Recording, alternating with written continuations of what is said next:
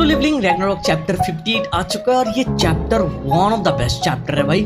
Last chapter में हम लोगों ने देखा था सू वर्सेस डोंगसू का फाइट। वो फाइट बहुत दूर तक जाता है और सडनली सू जब एक फुल ट्रांसफॉर्मेशन के थ्रू जाता है, उसका ब्लैक स्पेयर वगैरह ब्लैक शैडो वगैरह देखने के बाद डोंगसू को अपने पास्ट लाइफ के बारे में सब कुछ याद आता है कि संग जिनो का गुलाम था वो, उसका नाम ग्रीड था, ये सब कुछ याद आ रहा था और वो बहुत ज्यादा पैनिक कर रहा था। लास्ट में सू का फुल ट्रांसफॉर्मेशन हो जाता है। सू बोलता है मैं तेरे साथ फाइट करने वाला अपना फुल पावर देके। इसी के साथ लास्ट चैप्टर खत्म हो गया था। अभी हम लोग आगे कवर करेंगे। शुरू करने से पहले चैनल पर नए हो तो प्लीज सब्सक्राइब कर दो। ऑलरेडी सब्सक्राइब करके रखा है तो थैंक यू सो मच। आगे चैप्टर की स्टार्टिंग में तो हम लोग देखते हैं सू अपने फुल ट्रांसफॉर्मेशन के साथ वहां पर खड़ा है, बट सडनली वो अपना ट्रांसफॉर्मेशन रोक देता है और अपने नॉर्मल फॉर्म में आ जाता है और बोलते हैं कि ये फाइट करने का स्टाइल मेरा ऐसा नहीं है। आई विश योर अपीयरेंस मेरा थोड़ा डिफरेंट होता। बट सू नोटिस करता है डोंगसू अपना सर पकड़ के चिल्ला रहा है, कुछ सोच रहा है, बहुत पैनिक कर रहा है, जो देख के सू वाज लाइक कि डोंगसू तुझे क्या हुआ है। और वहीं पर हम लोग देखते हैं डोंगसू अपनी पुरानी बातों को याद कर रहा था। उसके मेमोरीज के थ्रू सारे पुराने सिनारियो जा रहे थे। संगजिनो के साथ उसका जो फाइट हुआ था, ये फाइट क्यों हुआ था, कैसे हुआ था और फाइट का आउटकम क्या था। लाइक संगजिनो जो उसको मार दिया था, इस पूरे सिनारियो को वो याद कर रहा था। उसको मारने के बाद शैडो सोल्जर बना दिया था, उसका नाम ग्रीड रख दिया था। ये सब कुछ याद करते हुए बोलता है ये सब कुछ क्या चल रहा है, हेलुसिनेशन है मेरा। सू के बॉडी के साथ ही ब्लैक शैडो देखने के साथ मेरे दिमाग में ये सारे हेलुसिनेशन आ रहा है। क्या ये किसी और के मेमोरीज को मैं देख रहा हूँ? आगे वो बोलता है नहीं, ये किसी और के मेमोरीज नहीं है, ये मेरी मेमोरीज है। आगे वो संगजिनो के लुक को याद करता है और उसकी आंखों को याद करता है और बोलता है दोस आईज, वो आंखें जिसे वो मेरी तरफ से मुझे नीचे दिखाते हुए देख रहा था, वो मैं कैसे भूल सकता हूँ। आगे डोंगसू को फाइनली सब कुछ याद आ जाता है और वो चिल्ला के बोलता है संगजिनो, बहुत ही गुस्से में था। ये सिनारियो देखने के बाद सो बोलता है कि संगजिनो लाइक वो मेरे बाप का नाम क्यों ले रहा है, वो मेरे बाप को कैसे जानता है। वही पर बेरो बोलता है ग्रेट, देख के लगता है कि उसने अपने पास्ट वर्ल्ड के मेमोरीज को रिगेन कर लिया। अब सो भी कंफ्यूज हो जाता है, बोलता है ग्रेट मतलब यहाँ पर चल क्या रहा है, बेरू यहाँ पर क्या कहना चाहता है, पास्ट मेमोरी वगैरह वगैरह। आगे बेरू उसको एक्सप्लेन करता है वांग डोंगसू के साथ संगजिनो का पास्ट वर्ल्ड में पंगा था, उनकी बनती नहीं थी, आपस में फाइट हुआ, फाइट के चलते संगजिनो ने वांग डोंगसू को मार दिया और उसका शैडो सोल्जर बना दिया था, उसका नाम दिया था ग्रेड। उसके जो मेमोरीज है वो सारे मेमोरीज पास्ट वर्ल्ड के वापस आ चुके हैं। अब ये सिनारियो देखने के बाद सू बोलता है मैंने तो अपनी की यूज नहीं किया, तो उसके मेमोरीज वापस लाने के लिए, तो उसके मेमोरीज अभी वापस कैसे आ गए। अब आगे बेरू बताने लगता है जैसे हम लोगों ने चेयरमैन वू जिनजुल के केस में देख के रखा है, बिना किसी मदद के उन्होंने अपने पास्ट वर्ल्ड के मेमोरीज को रिगेन किया है। आई बिलीव बिना चाबी के उनके पुराने मेमोरीज ट्रिगर हो सकता है और वापस भी आ सकता है। वहीं पर तो हम लोग देखते हैं डोंगसू का दिमाग खराब हो चुका था। वो बोल रहा था संगजिनो संगसू, घर पे आने के साथ जो मैंने फैमिली फोटो देखा था,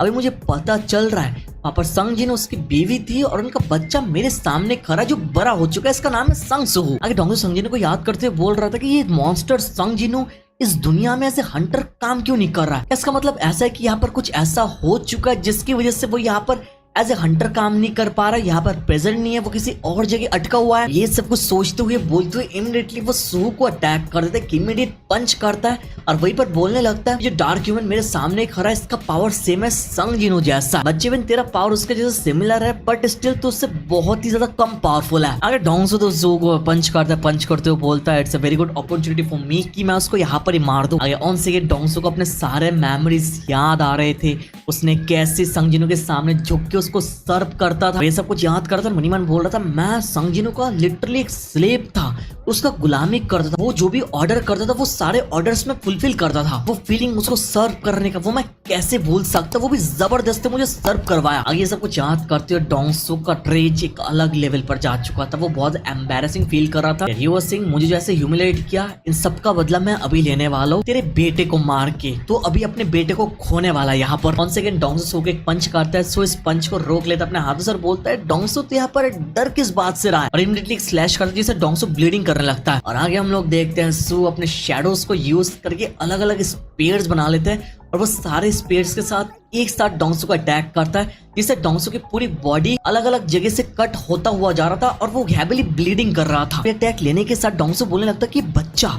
ये सडनली स्ट्रॉन्ग बन चुका है। आगे हमको पता चला सू रनिंग फील्ड टाइप डंजन्स के थ्रू काउंटलेस शैडो आइटम्स को कलेक्ट किया है और दैट रिदम्स का जो स्टेट है वो बहुत ही ज्यादा इंक्रीज हो चुका है और उसके समनिंग मैकेनिज्म के ऊपर भी चेंजेस हुए। बिना विंडो ओपन की वो चीजें समन कर सकता है इजीली। इससे होता क्या है, उसको विंडो ओपन करने के लिए टाइम की जरूरत नहीं, कुछ पिक करना नहीं पड़ता, वो अपना हाथ ऐसे करता है जो सोचता है वैसे ही बन के उसके हाथ में आ जाता है वेपन। आगे वो बोलता है इतना बड़ी अपॉर्चुनिटी मेरे पास है और मैं इसको यूज नहीं करूंगा, ऐसा नहीं हो सकता है। आगे से अपने हाथ को खुलता है और वहीं पर उसका एक सोट टाइप का वेपन आ जाता है और हम लोग देखते हैं इस वेपन के साथ डोंगसो को जो पेलने लगता है ना भाई, एक सिंगल वेपन के साथ घुमा घुमा के उसको स्लैश कर रहा था और वहां पर डोंगसो कुछ भी नहीं कर पा रहा था बिकॉज उसका जो वेपन है वो सुहो की मर्जी से शेप चेंज होता हुआ जा रहा था भाई। और वो एक सिंगल टाइम में अलग अलग वेपन्स को एक साथ समन कर पा रहा था और उससे डोंगसो को अटैक कर रहा था। ये सिनारियो देखे तो डोंगसो की फट गई, वो मनी मन बोल रहा था वो अपनी मर्जी से वेपन जैसे भी करके लेकर आ रहा है। और ये जो एबिलिटी है कैसे एबिलिटी है तो संजीनो के पास नहीं था। बेरो के थ्रू हमको पता चलता है जो फाइट चल रहा है इस फाइट के थ्रू सुहो ग्रो करता हुआ जा रहा है। नॉट ओनली इस लेवल तो इंक्रीज हो ही रहा है,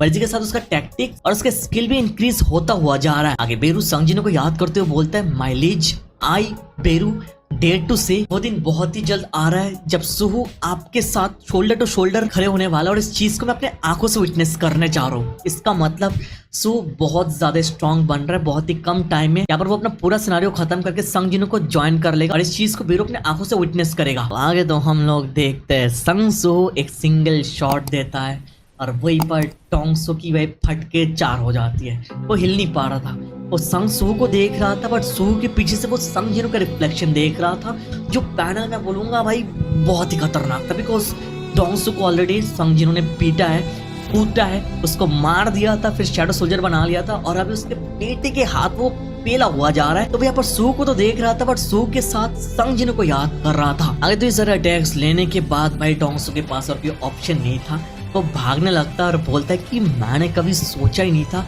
ये बंदा मेरे बियॉन्ड द एक्सपेक्टेशन जाएगा और इतना ज्यादा पावरफुल होगा। अभी के लिए यही सही रहेगा कि मैं यहाँ से भाग जाऊं और बाद में एक बड़ी अपॉर्चुनिटी देख के मैं यहाँ पर फाइट करने के लिए आऊँ। आगे वो भागने लगता है और बोलने लगता है मैं यहाँ से भाग नहीं रहा, इट्स मोर लाइक कि मैं अपने प्लान के साथ आऊंगा उसको मारने के लिए। वो भागते हुए बोल रहा है जब वो अपनी एवरीडे लाइफ में गार्ड डाउन करेगा तब भी उसको एम्बुश करके मार देगा या फिर उसके जो क्लोज लोग हैं उनको किडनैप कर लेगा, फिर उनको बचाने के लिए जब आएगा उनको भी मारेगा और सुहू को भी मार देगा। तो वहां पर तो डोंगसो भाग रहा था और ये सब कुछ याद करते हुए बोल रहा था जब वो टाइम आएगा तो बिल्कुल यूजलेस हो जाएगा, तो कुछ कर ही नहीं पाएगा। उसको लग रहा था वो भागने में सक्सेस हो चुका है बट हम लोग देखते हैं ऊपर से सुहू आ जाता है जो फील करने के साथ उसके फटके 4 हो जाते हैं और इमीडिएटली सुहू उसको स्टेप कर देता है ऊपर से भाई। और ये स्टेप बहुत खतरनाक था ब्रो। और ये अटैक लेने के साथ भाई डोंगसो हिल नहीं पाता और वो बोलने लगता है क्या तू मुझे यहाँ पर मारने वाला है और मारने के बाद मैं शैडो सोल्जर में लेने वाला है तेरी बाप की तरह, चल ट्राई कर ले। मैं डेस्परेटली रेजिस्ट करता हुआ जाऊंगा ताकि मैं तुझे मार पाऊं, तेरे बाप संग जीनो को मार पाऊं। ये सुन के सो बोलता है तू सपना तो दिन में बढ़िया देखता है बट तू मेरे बाप को कैसे डिफीट करेगा जब तुम मुझे डिफीट नहीं कर पाएगा। उनको डिफीट करने के बारे में तो भूल ही जा, उनको टच तक नहीं कर पाएगा, वो जहां पर है वहां तक तू पहुंच ही नहीं पाएगा। बट अगर स्टिल तू मेरे बाप को मारना चाहता है चल मुझे मार ले, ट्राई कर ले, करना ट्राई। ऑल्दो मैं अपने बाप की तरह नहीं कि मैं तेरे को कुछ काइंड वर्ड्स बोलूंगा और समथिंग, ना मैं ऐसा नहीं हूँ। ये सारे वर्ड्स डोंगसो के लिए बहुत ही हैवी डिसरिस्पेक्ट था। फॉर दैट रीजन वो चिल्ला के बोलता है संग सुहू मैं तुझे खत्म कर दूंगा। वो अपना वर्ड खत्म करता है और इमीडिएटली सुहू अपने स्वॉर्ड के साथ उसका गला उड़ा देता है, एक स्लैश देता है और इसी के साथ डोंगसो यहीं पर खत्म हो जाता है। संग सुहू ने डोंगसो को मार दिया जस्ट लाइक संग जीनो ने डोंगसो को मारा था। बाप ने जो किया बेटे ने उस चीज को रिपीट किया, दैट्स इट भाई। इसका मतलब आई होप तुमको समझ में आ रहा है। सुहू ने लिटरली एस रैंक हंटर को मार दिया, अब उसका लेवल तुम समझ जाओ वो कितना स्ट्रांग बन चुका है। इसी के साथ चैप्टर खत्म हो चुका है। अब इस सबका आउटकम नेक्स्ट चैप्टर में हमको पता चलने वाला है। बाकी ये चैप्टर बहुत ही तगड़ा था और इस चैप्टर के ऊपर चाहो तो अपना ओपिनियन नीचे कमेंट में बता सकते हो। वीडियो तक देख रहे हो तो लाइक एंड सब्सक्राइब कर दो। नेक्स्ट वीक नेक्स्ट चैप्टर के साथ मिलेंगे, तब तक के लिए